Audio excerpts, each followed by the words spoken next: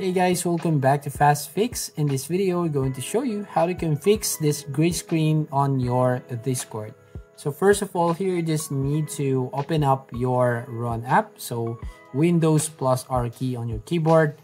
And then from here, we're gonna type right here %app data %.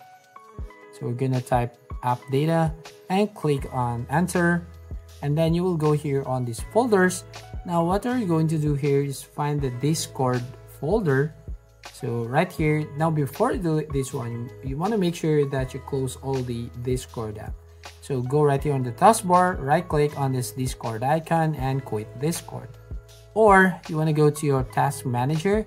So go to this app and then we're going to find the Discord application.